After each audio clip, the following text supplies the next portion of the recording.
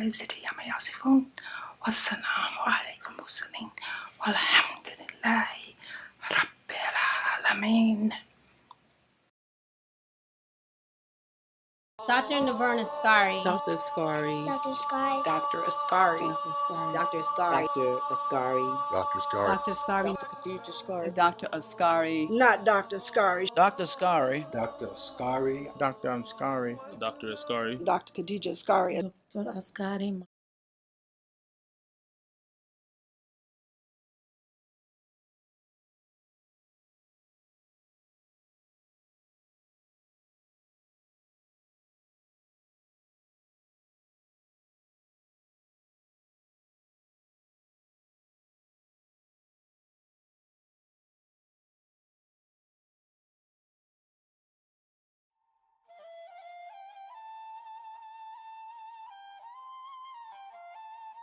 Hi, welcome to Radiant Health Improvement Center. I'm Dr. Khadejah Askari. I've been a practicing pediatrician for over 30 years, and I've integrated alternative modalities such as acupuncture, homeopathy, design clinical nutrition into healing strategies for people who are 100% committed to reclaiming their health and living an amazing radiant life. I'm an advanced clinical nutrition specialist, and you're in the right place. And we're going to give you a guided tour on how to achieve your health in a better way. Let's go.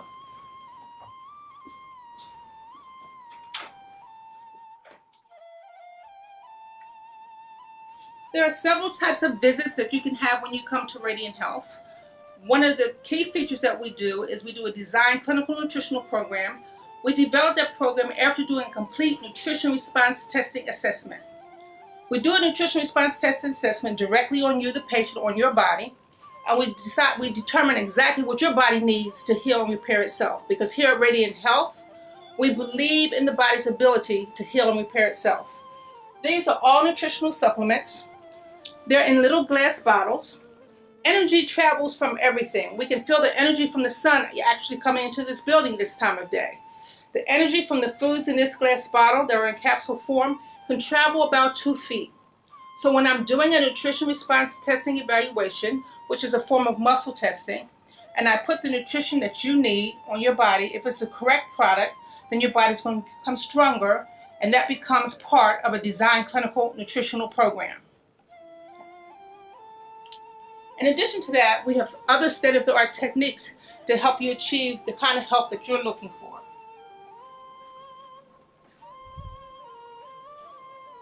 This is the on-demand machine. On-demand in German means wave. Now, think about this. Your body is at least 70% water, right? Why? Because every cell in your body is fluid, is moving. And just like there are correct orbits in the solar system and for the sun and for the earth to exchange energy, all the cells in your body move in a certain frequency to allow your body to have optimal health. The on-demand machine is programmed with the exact frequency for each cell in your body when it's orbiting in a healthy fashion. So it's kind of like a biofeedback technique. I explain to my patients it's kind of like tuning up a piano. If you know how to tune up a piano and you hit a C sharp and you're holding a tuning fork that C sharp, if that C sharp is correct, they'll resonate or they'll vibrate together. That's kind of like what happens between your body and the on-demand machine. So it allows me to diagnose or detect if there's something going on with your adrenal glands or your thyroid or even your brain. So with that said, this is a phenomenal tool to use for children who are diagnosed with autistic spectrum disorder, attention deficit disorder, focusing or behavior problem, or even for adults with pain, with anxiety, with depression. The on-demand is a better way to make you better. Okay, let's keep going.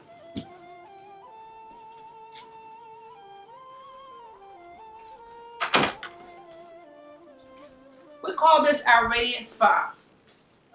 We have a featured program here called the 21-day purification program, and it starts with the use of the infrared sauna to help you eliminate toxins through a metabolic form of sweating. We have the intermittent magnetic resonating system that helps the body detox and balance itself. And of course, we educate our patients about exercise and lifestyle changes. But one of the key features that I love that allows me to get excellent results is that we first start with the part of the body that's responsible with programming your body on how to get better. That's your autonomic nervous system. This is a heart rate variability machine, and it lets us know exactly if your body can respond to a correct program that will put it on a path to health and wellness. We see children, adults, we see patients from the age of before they're born to I think my oldest patient is 90 years old, okay? So I think I've been doing a pretty good job with that. But we know that sometimes when you come in, you're seeing things a little different. So for the children, we'll usually examine them in a room that kind of looks similar to any other exam room. But we still have the things that we need to do a complete nutrition response testing, so we can do it on children, we can do it on adults. It's a technique that is universally sound for everybody. This is our classroom. We believe that knowledge is power. We know that if you know better, you'll do better. So every Wednesday, we hold a community educational forum that educates the community on things relevant to their health, hypertension, how to avoid hypertension, how to avoid getting diabetes, how to cope with fatigue. We educate patients on the kind of things and lifestyle changes that will help them overcome these things and prevent them. We don't want to wait until someone has high blood pressure or someone has diabetes. That's not prevention, okay? We believe in wellness, and wellness emphasizes preventing illness and prolonging life as opposed to emphasizing the treatment of disease. There's a book that I love, and a lot of people have probably heard about. It's called The Art of War. And in that book, it talks about the need to be able to know your enemy and know your own strengths. So here at Radiant Health, instead of focusing on disease, we kind of subtly and secretly build up the body's health, because then disease can't live there. Thank you.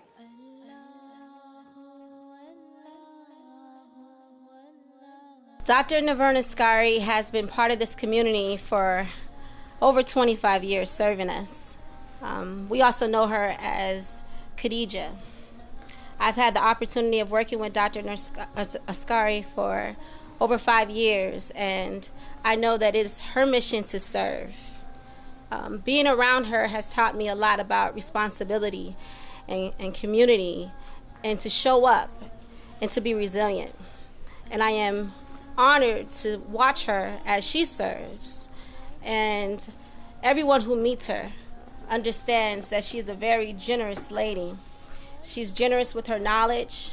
She's generous with her wealth. She's generous with her time. We are all grateful for Dr. Askari, and grateful that Allah subhanahu wa ta'ala has used her as a vessel for mercy to many of us who have dealt with illnesses, who have dealt with all the things that we deal with as humans. And she has been there to be our mother, our aunt, our doctor, our advisor, and she has always answered the phone call. She has always been there to help. And every day that I get the opportunity to witness that, it makes me feel more and more comfortable with knowing that there is so much good in this world.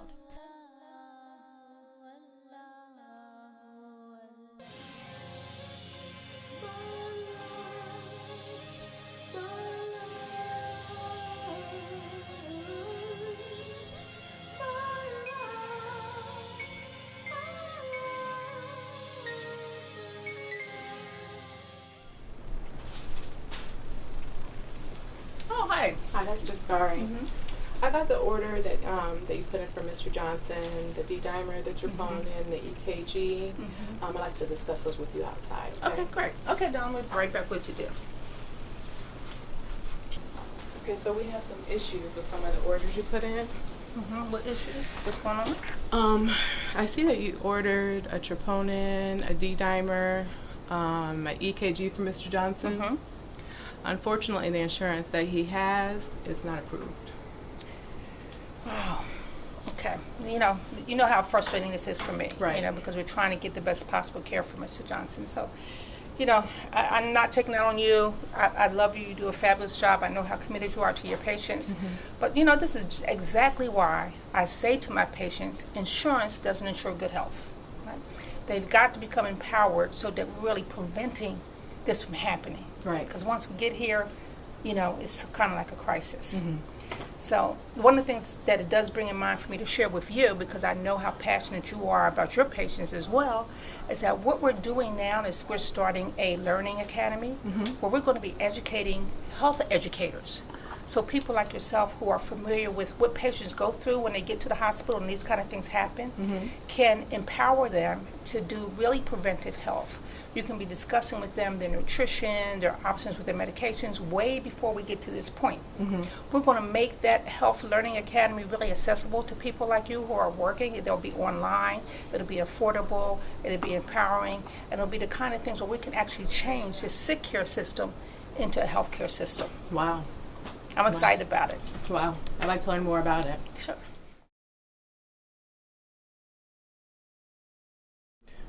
Dr. Askari is a very unique person, a unique Muslim, very valuable Muslim in our community. We look at her as an international doctor, not just a doctor for here in America, but also in Africa. And she has a big heart. Whether you have money or not, she's going to work with you. She don't know how to say no. Remind me of my own self. Don't know how to say no. And again, we're going to miss her, but we support her.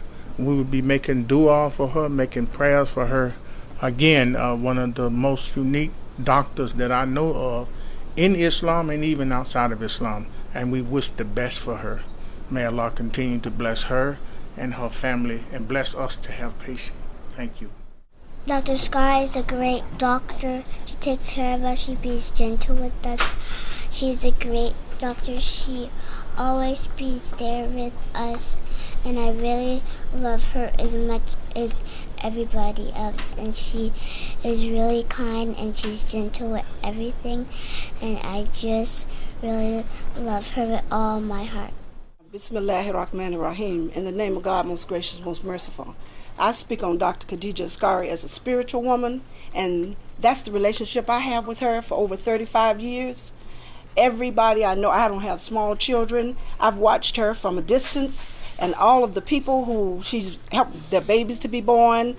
Every 24 hours, anybody's child who was sick, Dr. Khadejah was present.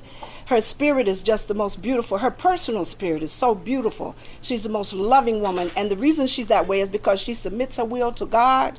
She absolutely is God-fearing, and this is not a tragedy or nothing that's going on in her life, because God takes people and he puts them through struggle and brings them out victorious. She's a beautiful woman. She's a loving woman. She's a helpful woman. She's perfection. She strives to be perfect in her medical field, and just a hard worker and a helper to humanity. So may God help her, guide her, and bless her in every way.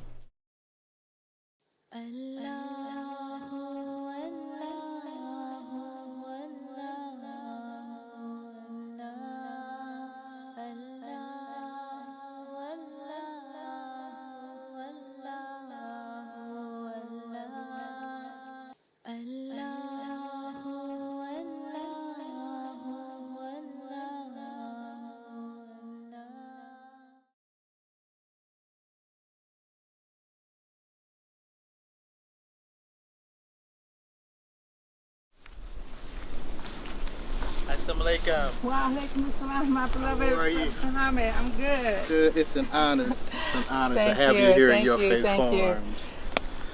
It's just such good energy for the spirit to be here. I mean, I could, as soon as I drove up, I could feel the energy. Oh, praise you to Allah. It's just amazing, and you know, thank you for sharing this with us. Thank because you, I know it's not often that I know you're very private and you're the best kept secret in Georgia. Hey. So thank you for sharing this with our viewers, because it's real important to me to kind of like educate people that food should be your medicine and medicine should be your food. Absolutely. And how important whole food nutrition is to the body's ability to heal and repair itself. So Yes, again, ma'am. Yes, ma'am. I'm just so excited about being here. It's so good for my spirit.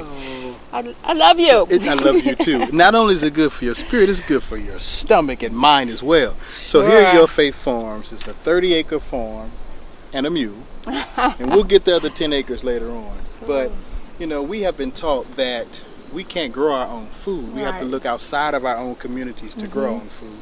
And we've been blessed to step out on faith, Doc, and we are providing food for our family. So we have okra growing This is fantastic. And look at the flower. Whole Look at that food life. nutrition. And it's beautiful. Yeah, exactly. That's life. If you want life, if you want energy, if you want to be radiant, if you want your children amazing, Yes, we've ma'am. got to feed them live food. We have to feed them life. And what Real food. What I've taught my children is to come out like that's a young carrot, but that's life. So absolutely. Look 'Cause how- you just pulled off a sprout from that, and that's sprouting ready. foods are energy foods, right? that's ready already. That's- Oh, I can taste it already. Oh, that is so over amazing. Here we have squash growing, and intertwined we have flowers that we do. So I'll just tell you everything that's here. Yeah, and this okra, this is the kind of thing that's really good for the digestive tract, and we have so many people on digestive medications, whether it be Pepsin or Pepsid or any kind of antacids, and all they gotta do is put more okra in their diet. Absolutely. Okra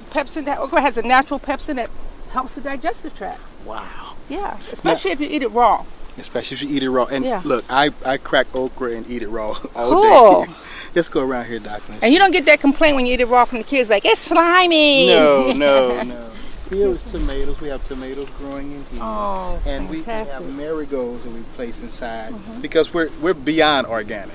Okay, so organic Absolutely, is where I've they seen start. We're beyond that. We do sunlight, rainwater, Wow. and God. That's it. So That's no chemicals are amazing. added to everything. Almost like divine food. Yes, ma'am. So much nour, so much light in your food, Yes, brother. ma'am. So whatever we get that's yielded, that means that's the best and the strongest fruit, right? So if it survives the world, what can it do for us? And if we eat it, we can survive the world. If our kids Absolutely. eat it, they can change the world. Absolutely. Cool. Let's come over here to our herbs, and I'm going to hold your hand as we cross this step. Okay. There you go. So here we have basil. This is fresh basil. And basil is so calming for the children. There's a great recipe for basil lemonade. Really? Oh, it's off the chain. I'm gonna share it with you. I'm gonna have to get I don't some share it with basil. everybody, but I'm gonna share it with you. Yes, ma'am. And it smells good too. Yes, this is stevia.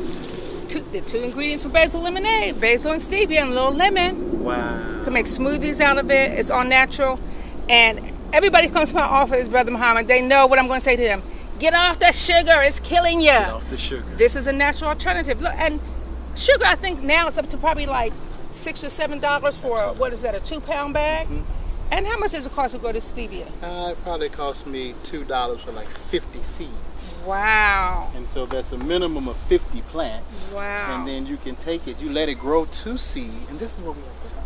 We have to learn the art of growing plants to seed, and then we keep the seed for the next generation. You know, that's amazing, because one of the things that they're trying to do now is actually prevent you from being able to buy seeds, particularly like organic seeds. So that's key. Absolutely. You'll have to. Absolutely. We'll have to come back and visit that Because conversation. we can get land, but if we don't have the seeds, then they still can control us. So we have to make sure we teach our children how to save a seed, keep that seed for the next generation, and replant it again. So you don't eat all of your harvest. You save some back and pull the seeds out. Cool. And this little stevia leaf would be enough for your coffee. Oh, absolutely. Yeah. Absolutely. So you don't have to. I mean, $2 for a natural sweetener that's not going to be toxic versus $7 for white poison. That's a no-brainer. I go with the natural every time. Now this right here. Oh, sweet. Oh my God. This is asparagus, right? Wow. So we're letting it grow all the way up to seed. And so this asparagus is planted actually for next seed. Okay. So we'll let it go to seed, and it'll spread all the way out. We have asparagus for next seed. This is thyme. Another excellent thing for babies who are having indigestion kind of things. Right. Thyme is really good for their little tummy. Wow. So you can think of thyme and tummy. Thyme and tummy, I got it. Especially for the infants, because it's a nice mild herb. It's not going to be it's not going to make them go to the bathroom a lot. It's not going to be harmful for them. You make a little tea in it for them, and that little colic and all that stuff, you don't have to worry about it. So Doc, if there was one thing that you would say to families that's struggling right now, and they're debating on, if they should chemicalize their children, and I can tell them that I can plant food to heal them, what would you say to those people that are struggling? That's the key to the body's ability to heal and repair itself is whole foods. Design clinical nutrition starts with putting things into the earth that's going to give us energy and allow our children to be amazing. You know, we're killing our children with this poisons from fast food stores. I always give my little kids an assignment. I tell them, next time you go to McDonald's, ask mommy to buy you. I'm so glad they made them dollar hamburgers. I say, let mommy buy you a dollar hamburger. And just sit it out on your dresser. Don't eat it. That dollar hamburger is for the spirit world, okay? The spirit world don't want it. Any self-respecting roach don't want it. That hamburger gonna look the same 6 months from now. Wow. And if it looks the same on the counter, what is it doing to you? Exactly. And so that's our goal. We want to be able to provide food. Oh, this is so 50 amazing. families, 100 families, 1,000 families. And it could be done right here in our own backyard. That stevia was so good. That's good. It was like candy. Oh, yes. So over here is our corn. Now this is white corn that we have planted from the seed, non-GMO, and an heirloom seed. This seed that we're using is over 70 years old, right? So we'll grow it, we'll take it, and then we'll do it again for the next year. And that's amazing. And I'm glad you brought up GMO, genetically modified foods. And when people think of genetically modified foods, they should understand that they're being genetically modified with genes from viruses, from monkeys, from anything. And corn was one of my favorite vegetables, and I couldn't eat it anymore because most corn on the market, even when they have that organic label on it, it's still GMO. Absolutely. We couldn't even order the corn. We had to go down to a farmer in South Georgia, and he went into his little file drawer, and he put out, and he gave me like 20 kernels. Wow. And he said, now you take this, and so this year I'm only growing this just to get the seeds. Well, okay, we're not even going to eat this. We're just going to grow it, get the seeds, and then next year we'll plant. And then we'll have our first heirloom seed. Yeah, cool. So that's phenomenal. This is your faith farm. This is Sultan. Hi, Sultan. Sultan is our guardian. He watches over everything. And then, so here we have our sheep. Sheep are all here. They have 6 acres to graze, and then the cows have 15 acres to graze. And we have our own fresh eggs every morning. Brother Muhammad, you're doing a phenomenal job. Are you doing any classes for children or anything? So right over there, we do field trips for daycare children and school-age children, and for the community. You know, you can come and say, walk me around. I'll take you all around. Everything I have, we've been blessed, so I can't keep it. I have to pour it to someone else. And I just want to you've been doing work from here across the water, and so I have to be able to do it in Alaska. You're doing a great job. This reminds me of being back in Africa, just being in touch with the earth. It's so quiet. I can hear the crickets. Yes. Well, let's take a stroll and you can enjoy the rest. So, Doc, I can't let you leave the property without giving you something special. So right here is our sunflowers. And the sunflower, I'm giving it to you because it's an evidence of life that will continue to give time and time again. And the work that you have been doing, the work you will continue to do, you'll continue to give life to this generation, and your work will give life beyond generations to come. So this is our sunflower to you. It's beautiful. Yes, ma'am. Thank you for visiting Your Faith Farm. It's such an honor. I know my farm is so much happier. I'm going to come out here tomorrow and stuff is going to be growing because we had Doc here at the farm. And I'll be so much happier. Thank you so much. Thank you. May Allah bless you. Assalamu alaikum. Wa alaikum assalam.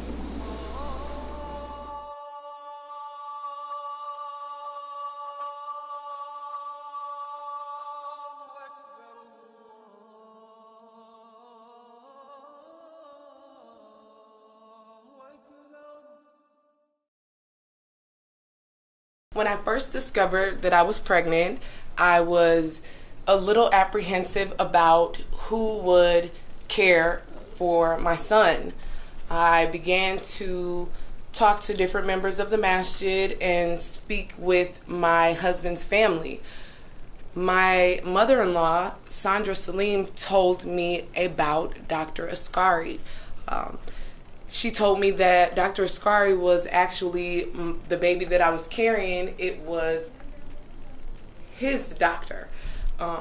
His father, it was the baby's dad had been seen and treated by Dr. Askari as well. So him being 30 and this being a new baby, you could see that Dr. Askari has really been in the community and definitely instrumental in our family. And whenever the baby gets sick or any questions that I have her personal cell phone number. I'm able to text her. she responds back immediately. And when I first met her, it was just like a light, and it was so much love from her that I was just sold, and she became his pediatrician. Greetings. My name is Dr. Haiba Sanyika. I'm a board-certified obstetrician and gynecologist. I trained at the University of California in San Francisco, and I've done my residency in obstetrics and gynecology. I've been practicing approximately 30 years here, 30 years altogether. Dr. Askari has just been an inspiration to my life, to me personally and professionally. I love this sister so much. I do too. This is the pillar of our community. The pillar of our community. The patients have nothing but love for her. I have nothing but love for her. The community has nothing but love for her. She's been strong. She's been beautiful. She's been saving lives. She's been saving souls. And we need her. And this is what's going on is unjust. I believe in her. We believe in her as a community. Things happen where we get railroaded as black physicians. We are under the gun. I mean, it doesn't matter what level you are, we're under the gun and can be treated viciously and maliciously. And so I just can't accept what's going on with this, and I'm just going to keep on fighting because, you know, there's going to be a better solution for this. She is so beautiful. We love her. I love you too. I mean, I send my patients to her. She sends her patients to me. Yep, you take good care of them. And she's essential.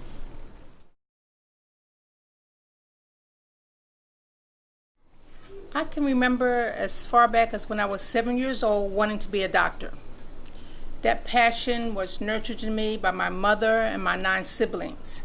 When I got to junior high school and high school, that passion was nurtured in me by my entire community. I was the first one in my neighborhood to attend a pre-med program at Harvard University. I had a passion that was nurtured by so many people, and it came at a time when the civil rights movement was alive, Malcolm X was on the scene, that it just became innate in my being to be responsive and responsible to my community. So I was ecstatic to enroll in the Morehouse School of Medicine, which was the first black medical school established in the 20th century. I was part of their charter class. And Morehouse, with Morehouse That Beat, continued to be responsive and responsible to our community. That was Morehouse's mission. The model was to train physicians that came from underserved areas so that they would have the desire and the passion to return to those areas. And it's a model that was successful. It worked well. I was excited about becoming a physician and returning to our community to address the healthcare disparities, not just among African American people, but poor people, people in the Appalachian Mountains. That same passion to address the underserved took me to Senegal, West Africa, where I did medical missionary work for 11 years. During that time, I was the only physician for probably over 1,000 miles. People would travel days just to come to the clinic that we established in Senegal, which was Shifa Askam Women's and Children's Medical and Social Center. And it's in that domain, in that arena, where I learned to sort of expand my tools of healing people to include wellness strategies that address things that affect adults as well as children. When I returned to the United States, it became important to me to continue that same kind of passion and to incorporate similar modalities into helping families in America that had traditionally been underserved address chronic illnesses like hypertension, diabetes, chronic fatigue, chronic pain, the things that we know was actually killing our communities. That passion, I became known for that. And I was approached to participate in a consortium that was described as historic in nature. I was asked to participate in a consortium that would involve physicians of color coming together to provide health care in one place, a comprehensive place where people can come and get holistic health, nutrition, orthopedics, cardiology, neurology, pediatric, and it seemed like a dream come true. I no longer had to be kind of like the lone wolf or the individual person out there. So I knew that if I could get into that kind of organization, it would be an effective way to achieve my goals, which was to deliver the best possible health care to as many people as possible. So of course I said I was all in and I jumped on board. That decision led me to work at the pain clinic that was ultimately shut down in 2006 as a pill mill, and resulted in me being arrested and indicted for conspiracy to distribute narcotics without a legitimate medical reason, and led to the fact that today I'm facing 66 months in federal prison. So when I was approached by a group of physicians that had a reputable standing in our community about forming an organization that would do just that, provide a facility that our community could access, where they could get the kind of knowledge, the kind of care that would address these things, I was excited about that. Maybe I was too naive, having just spent 11 years in Africa and just coming back on the scene in America, but these people had a good reputation, and I knew we had to have some kind of program to get that work done. Absolutely, there is some sense of responsibility, and my heart goes out to anyone that might have been injured by anything that came as a result of my tenure at that AMARC pain clinic. But what I wanted to sort of emphasize to people is that out of chaos comes opportunity. So I'm taking this opportunity to be able to share with people the phenomenal techniques that I know to be effective in helping people handle chronic pain so they don't get to the point of being addicted to medications. Most of the patients that I saw at AMARC have been on medications for years. So it would be cruel and really unethical to begin to sort of stop their medications at that point. They had to be weaned from those medications. Because my tenure at AMARC was short, I only stayed there for a couple of years because I was in the process of establishing a center that addresses pain management, chronic pain from a holistic perspective, and I thought I could do a better job if it was my clinic. Since that wasn't my clinic, then I left before we could actually sort of implement those things there, because I felt that the powers that be, the people who own the clinic, weren't interested in doing those things. In my religion, what we say is that you're judged by your intentions. And my intention in working at that clinic was to participate in a historic formation of a group medical practice that was founded by African American physicians. I was approached by 2 African American physicians who had good standing in the community. They were known for having organized things that helped to address the healthcare disparities in our community. So they had good credibility. And so they presented an opportunity to be a part of a consortium of physicians that would address the disparities in healthcare and the underserved, whether that underserved was a community of people with chronic pain or the African American community who had less access to healthcare to address cancer, hypertension, or diabetes. And it would be based in the south side of town. So that's the first thing I want people to sort of be aware of. And not only was I recruited, but there were other physicians in the community recruited as well. And in the end, there was 12 physicians working at that clinic. There were 12 physicians, Dr. Toby, who worked at that clinic. 2 of the physicians were recruited because of our passion for integrative and natural health modalities. And when the clinic was closed, and as a pill mill, and indictments were sent out of the 12 physicians, only 2 physicians, the 2 naturopathic physicians, were the one indicted. So is that selective prosecution? Is that a stretch of the conspiracy law that was started during the Ronald Reagan administration to actually address drug cartels or not? Or I'll let you guys do your research, go to doctorsofcourage.org, and you decide.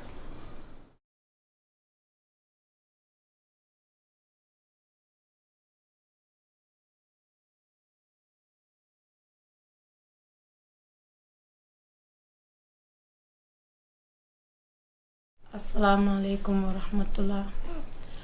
Mangi sant Yalla di julli ci Maulana Cheikh Ibrahima. Di sant sama serigne Imam Hassan mi. Imam Hassan make me know Dr. Askari Soon as I have 10 years. I be sick almost. I be fall down. My daddy, my mom, they think I be die. I'm Senegalese. Dr. Askari almost leave her house to come to my house to give me medicine to see if everything okay. Soon as I feel better, she's take care of us a lot. I cannot tell them, it's too many. She's helped a lot of people over there having a baby die in Senegal. She helped a lot of people there, they not have money. They sick, lay down in the house, no medicine, no money. They, Dr. Askari there to help. That's why I know Dr. Askari. She helped me lot better. Soon as I feel better, why now I'm 34. I'm not feel that pain no more. I'll be die for that pain. Dr. Askari helped me for that pain. I'm not never forget. That time, I'll be 10 years.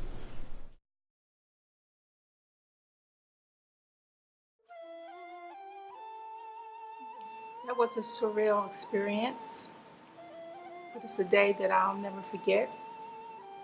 The kind of day that changes your life. It was on January the 16th. It was Martin Luther King's birthday, as a matter of fact. I was in the clinic because we were providing free services for an organization called Giving Back to Humanity. We took that day as a day of service. The phone call came in about 11 a.m. There was a DEA agent on the other end of the phone. He said, Dr. Askari, and he gave his name. And it almost sounded like he was talking in a tunnel. I kind of lost focus, but I could kind of hear what he was saying. He said, we have a warrant for your arrest. You have until 5 p.m. today to turn yourself in. I don't want to come to the clinic in front of your patients, so we're giving you the opportunity to self-surrender. I hung up the phone and I just took a deep breath and sat there for a moment. I wanted to make sure that the patients in the office were still taken care of. So I continued to work until about 1 o'clock. Then I called my family. I told them exactly what was said to me and what was going on. And we prepared to go down to the Federal Russell Building and to self-surrender. I remember trying to go through my head what legal resources I had available, what kind of organizational resources I might need, and it seemed like I had all of 10 seconds to pull that all together.